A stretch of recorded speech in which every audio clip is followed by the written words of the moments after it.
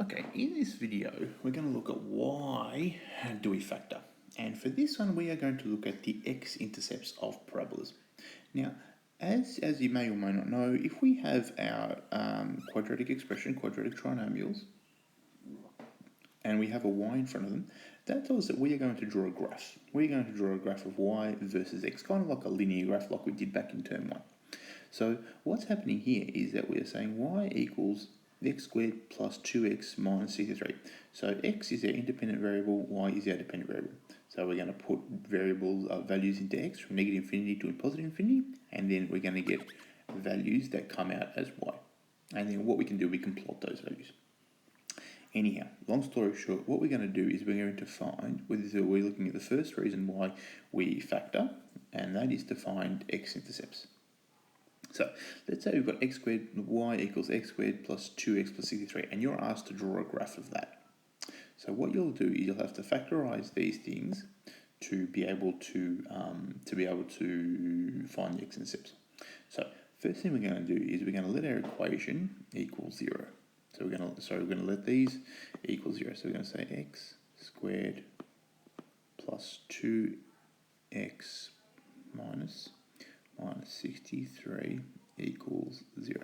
So what I'm trying to do, I'm already trying to, like I've said before, when I'm writing these down, I'm already trying to think of factors for this to add up to this. Now I know I've got factor pairs of for negative 63. I know I've got 1 times negative 63, 1 times 63, 21 times negative 3, and so on. Look, I know I've got all these, but I also know that negative 63, we've got 7 and 9 to make 63, so I'm going to play around with 7 and 9. So I'm going to get rid of all these. So I'm going to say, okay, let's see, so that means we've got negative 7 times 9, that'll give us negative 63, and 7 times negative 9 will also give us 63. So from there, what I want is these factor pairs to add up to make 2. Negative 7 plus 9 does give us 2. 7 plus negative 9, that gives us negative 2, so that's not what we want. So here what we're going to do is we are going to write this as being x minus 7, x plus 9. Now this still equals 0. So now, we mentioned something called the Null Factor Law before. That tells us that if we've got A times B equals 0, then either A has to be 0 or B has to be 0. So here we have this term, here we have this, for this, so this times this is 0. So that means this has to be 0 or this has to be 0. For this to be 0, x has got to equal positive 7, and for this to be 0, x has got to equal negative 9. So these are our x-intercepts. So we could draw a graph of that, where we're here at negative 9, and then we're at positive 7. So here we are at negative 9 and 0, and here we are at 7 and 0. Let's try that again. So first thing we're going to do is we're going to take this and we're going to write it, let it equal 0. So x squared minus 5x minus 36 equals 0.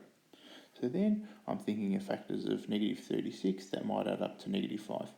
So I know 36 has factors like 3 and 12 and 1 and 36 and 2 and 18.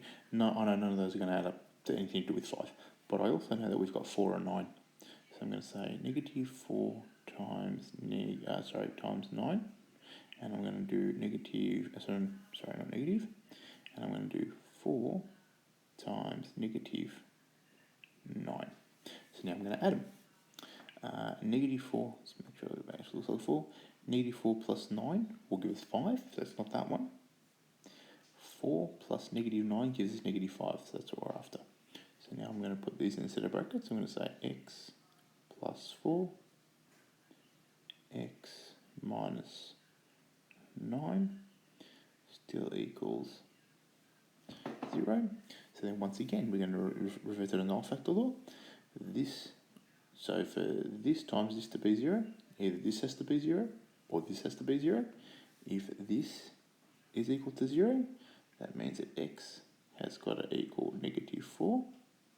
If this is 0, x has got to be equal to 9. So then what we can do, we can now graph that. So